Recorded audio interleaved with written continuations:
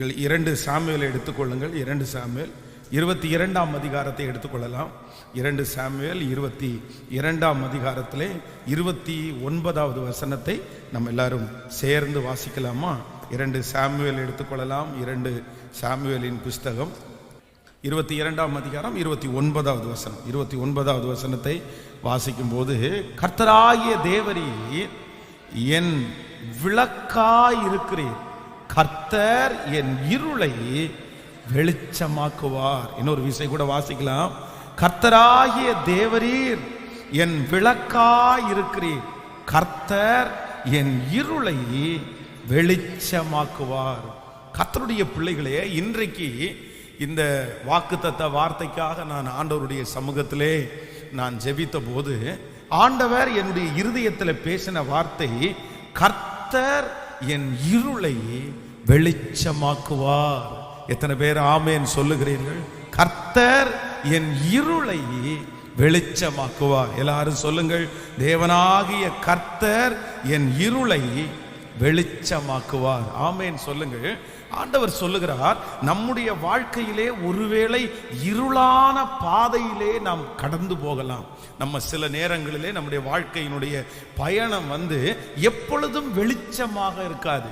திடீரென்று இந்த ஜெபத்திலே இருக்கிற இந்த சத்தத்தை கேட்கிற உங்களுடைய வாழ்க்கையிலே ஒரு பெரிய இருளை நீங்கள் பார்க்கலாம். நீங்கள் முன்பாக போக முடியாமல், நீங்கள் முடிவு எடுக்க முடியாமல், நீங்க என்ன நடக்குமோ, எப்படி இது முடியுமோ என்கிற ஒரு பெரிய கலக்கம் உங்களுக்குள்ள இருக்கலாம்.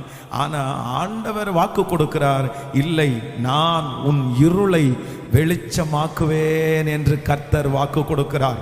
உங்கள் வியாபாரத்தில் இருக்கிற அந்த இருளை கர்த்தர் இன்னும் வெளிச்சமாக்க போகிறார். உங்களுடைய வீட்டிலே இருக்கிற அந்த இருளை ஆண்டவர் வெளிச்சமாக்குவார். ஆமென் சொல்லுங்கள். யாரெல்லாம் இந்த ஜெபத்திலே இருக்கிற நீங்கள் இருளை நீங்கள் சந்திக்கிறீர்களோ, என் தேவனாகிய கர்த்தர் அந்த இருளை இப்பொழுது இந்த 21 நாள் ஜெபத்திலே கர்த்தர் வெளிச்சமாக்குவேன் என்று கர்த்தராகிய ஆண்டவர் அந்த பிரச்சனையிலே வந்து நிற்பார், அந்த வீட்டிலே வந்து நிற்பார், அந்த தொழிலிலே வந்து நிற்பார். அவர் வந்து நிற்கும் போது நம்மை சுற்றி இருக்கிற எல்லா இருளையும் கர்த்தர் வெளிச்சமாய் மாற்றுவார். நம்புகிறவர்கள் கரங்களை தட்டி கர்த்தரை மகிமைப்படுத்தலாம். நான் நம்புகிறேன், கரங்களை தட்டும் போதே நமக்கு விரோதமாய் இருக்கிற இருளை தேவன் வெளிச்சமாக்குகிறார். ஹல்லேலூயா. இருள் என்கிற ஒன்று ஒரு மோசமானது. அப்படின்னா இந்த இரவுகள் நம்முடைய வாழ்க்கையிலே தூங்குவதற்கான ஒரு இரவு வரலாம். ஆனா நம்முடைய வாழ்க்கையிலே எல்லாரும் சோதனையை சந்திக்கிற அந்த இருள் நம்முடைய வாழ்க்கையில வரக்கூடாது. அந்த இருள் வரும்போது நிறைய பேருடைய வாழ்க்கை திசை திரும்புகிறது. என்ன செய்வோம் என்று அவங்களுக்கு தெரியல. ஆனா ஆண்டவர் எல்லா இருளையும் வெளிச்சமாக்குகிற கர்த்தர். இன்னைக்கு ஒரு 3 காரியங்களை உங்களோடு பேசி உங்களுக்காக ஜெபிக்க போகிறேன். வாசிக்கலாம். முதலாவதாக ஒரு வசனத்தை நம்ம எடுத்து வாசிக்க போகிறோம். ஸ்தோத்திரம். ஆதியாகமம் 1ஆம் அதிகாரத்தினுடைய 2வது வசனத்தை நம்ம வாசிக்க போகிறோம். ஆதியாகமம் 1ஆம் அதிகாரத்திற்கு வாருங்கள்.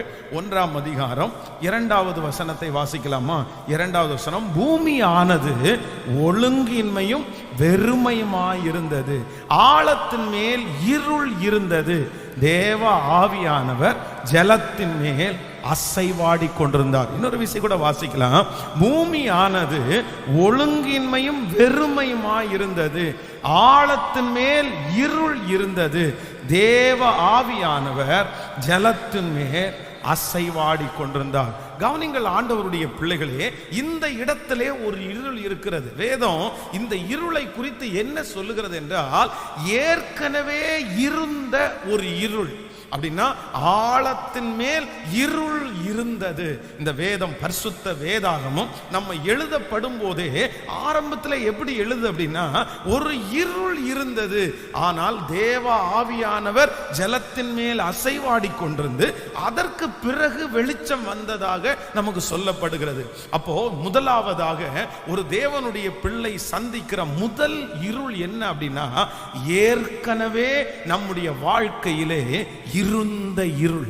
ஏற்கனவே ஆதியாகமத்திலே முன்பாகவே உங்களுடைய வாழ்க்கையிலே, இந்த ஜெபத்திற்கு வந்திருக்கிற நம்முடைய வாழ்க்கையிலே ஆண்டவர் எந்த இருளை வெளிச்சமாக்குறார் என்றால், இதற்கு முன்பாக உங்களுடைய வாழ்க்கையிலே இருந்த இருளை கர்த்தர் வெளிச்சமாக்குவேன் என்று கர்த்தர் வாக்கு கொடுக்கிறார். எத்தனை பேர் ஆமோதிக்கிறீர்கள்? ஒருவேளை அது உங்களுடைய முன்னோர்களிடத்திலே இருந்த இருளாய் இருக்கலாம், உங்க அம்மா அப்பாட்ட இருந்த இருளாய் இருக்கலாம். யாருமே அந்த இருளிலே வெளிச்சத்தை காணாமலே உங்களுடைய முன்னோர்கள் கடந்து போயிருக்கலாம். பாஸ்டர், என்னுடைய வீட்டில் இருக்கிறவங்களுக்கு ஒரு இருள் எங்களை தொடர்ந்துட்டு இருக்கிறது. இந்த இருள் இப்பொழுது இருந்தது அல்ல, இல்லைன்னா இந்த வறுமை, இந்த பிரச்சனை, இந்த பொத்தலான பை, இந்த நஷ்டம், இல்லைன்னா இந்த என்னுடைய வாழ்க்கையிலே நடக்கிற பல காரியங்கள் ஏற்கனவே இருந்தது, முன்பாகவே இருக்கிறது, வம்சமா இருக்கிறது, காலாகாலமா இருக்கிறது, ஏற்கனவே எழுதி வைக்கப்பட்டது. இதற்கு நான் காரணம் அல்ல, என்னுடைய தகப்பன் காரணம் அல்ல, என்னுடைய கீழ்ப்படியாமை காரணம் அல்ல. ஆனால் ஏற்கனவே என்னுடைய குடும்பத்தை பின்தொடர்கிற அந்த இருளை பார்த்து நீங்கள் பயந்து போயிருக்கலாம். ஆனால் ஆண்டவர் இன்றைக்கு வாக்கு கொடுக்கிறார், அந்த இருளை கர்த்தர் வெளிச்சமாக்குவேன் என்று கர்த்தர் வாக்கு கொடுக்கிறார். இதற்கு முன்பாக உங்களுடைய வாழ்க்கையிலே நீங்கள் அறியாமல், உங்களுக்கு தெரியாமல், நீங்கள் உங்களுடைய காரணமே இல்லாமல் உருவாக்கப்பட்ட அந்த இருளை கர்த்தராகிய ஆண்டவர் வெளிச்சமாய் மாற்றுவார். ஆமென் சொல்லுங்கள்.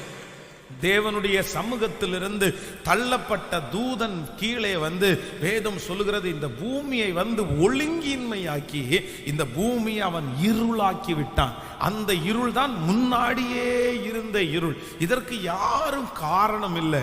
ஆனால் ஆவியானவர் உலாவும் போது அந்த இருள் வெளிச்சமாய் மாறினது. நான் தீர்க்க தரிசனமாய் சொல்லுகிறேன், இந்த 21 நாட்கள் ஜெபம் முடியும் போது நிறைய பேருடைய தலையின் மேல் இருக்கிற முன்னோர்களுடைய சாபங்கள் எடுக்கப்படும். தாய் தகப்பனிடத்தில் இருந்த சாபங்கள் எடுக்கப்படும். உங்கள் தகப்பன், உங்கள் தாய் பார்த்த நஷ்டத்தை கண்டிப்பாக தொடர கர்த்தர் அனுமதிக்க மாட்டார். அந்த இருளை கர்த்தர் இப்பொழுது கரங்களை தட்டுகிறவர்களுக்கு நடக்கும் என்று நான் நம்புகிறேன். ஹல்லேலூயா. அந்த வியாதி என்கிற இருளை கர்த்தர் எடுத்து போடுகிறார். அந்த நஷ்டம் என்கிற இருளை கர்த்தர் எடுத்து போடுகிறார். முன்பாகவே இருந்த இருள் இயேசுவின் நாமத்தில் இப்பொழுது எடுக்கப்படுகிறது. ஆமென். நம்முடைய தேவனால் எந்த இருளை வெளிச்சமாக்க முடியும் எனால், முன்பாக நமக்கே அறியாமல் வைக்கப்பட்டிருக்கிற இருளை நம்முடைய தேவனால் என்ன பண்ண முடியும்னா வெளிச்சமாக்க முடியும். ஆமென்.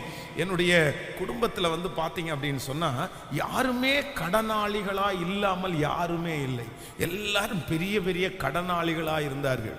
அப்படின்னா எங்களுடைய தாத்தா கடன் வாங்குறவராக இருந்தார், எங்கள் அப்பா கடன் வாங்குறவராக இருந்தார், எங்கள் சித்தப்பா கடன் வாங்குறவர், எங்கள் பெரியப்பா கடன் வாங்குறவர். எங்கள் குடும்பத்தில் இருக்கிற எனக்கு நினைவு தெரிந்து எல்லாருடைய வாழ்க்கையிலையும் அவங்க கடனினால தான் ரொம்ப கஷ்டப்பட்டாங்க. அவர்கள் வட்டி கொடுத்து ரொம்ப கஷ்டப்பட்டாங்க. எங்கள் வீட்லேயும் அப்படிதான். எங்களுடைய தகப்பனார் உழைச்சிட்டு அந்த வட்டிக்காக அந்த பணத்தை கொடுப்பாரு. ஆனால் எங்களுடைய குடும்பத்திலேயே முதல் ஒரு தேவனுடைய பிள்ளை ஆண்டவரை ஏற்றுக்கொண்டார்கள். ஒரு குடும்பத்தில் ஒரு மூத்த பிரதர் ஒருத்தரை ஏற்றுக்கொண்டாங்க. ஆண்டவரை ரொம்ப நெருக்கமா பிடிச்சாங்க. நான் அவரிடத்துல கண்டு கொண்ட ஒரு பெரிய அதிசயம் என்ன அப்படின்னா, எங்க குடும்பத்தில் இருக்கிற அத்தனை எங்க வம்சத்தில் இருக்கிறவர்களும் அந்த கடனிலே சிக்கி இருக்கும் போது, அந்த நபர் ஒரு ஆள் மட்டும் யாரிடத்திலும் கை நீட்டி கடன் வாங்குற அளவிற்கு கர்த்தர் வைக்காமல் இன்று வரையிலையும் அந்தந்த தேவையை கர்த்தர் கிருபையாய் சந்திக்கிறார். அப்ப நான் நம்புறேன், முன்னோர்கள் வைத்து போன அந்த இருள் அந்த மனுஷனை தொடவே இல்லை, அந்த தேவ பிள்ளைய தொடவே இல்லை. இன்றைக்கு ஜெபத்தில் இருக்கிற உங்களுக்கு அறிக்கை செய்யுங்கள், முன்னோர்கள் உங்களுக்கு வைத்து போன அந்த இருளை கர்த்தர் இப்பொழுது வெளிச்சமாக்குறார். ஆண்டவரே, நான் பிரசங்கம் பண்ணி கொண்டு இருக்கும் போதே ஹல்லேலூயா அந்த சரீரங்கள் பலன் அடையட்டும், அந்த வியாதிகள் மறைந்து போகட்டும். ஹல்லேலூயா முன்னோர்கள் வைத்து கொண்டு போன அந்த இருளின் ஆதிக்கம் இயேசுவின் நாமத்தினால இப்பொழுது எடுக்கப்படுவதாக, எடுக்கப்படுவதாக. இயேசுவின் நாமத்தில் அந்த இருள் இயேசுவின் நாமத்தில் வெளிச்சம் ஆவதாக. சொல்லுங்கள் ஹல்லேலூயா. என்னோடு கூட சேர்ந்து இந்த வார்த்தையை சொல்லி ஜெபியுங்கள். ஹல்லேலூயா. முன்பாகவே இருந்த இருளை வெளிச்சமாக்கின கர்த்தர். சொல்லுங்க, ஆண்டவரே, முன்பாகவே இருந்த இருளை வெளிச்சமாக்கிற என்னுடைய தாயார் மேல் இருந்த இருள் என்னை தொடுவது இல்லை. என்னுடைய வம்சத்தில் இருந்த இருள் என்னை தொடுவதில்லை. இயேசு கிறிஸ்துவின் நாமத்தில் ஏற்கனவே இருந்த இருள் என்னை தொடுவது இல்லை. ஆமென்.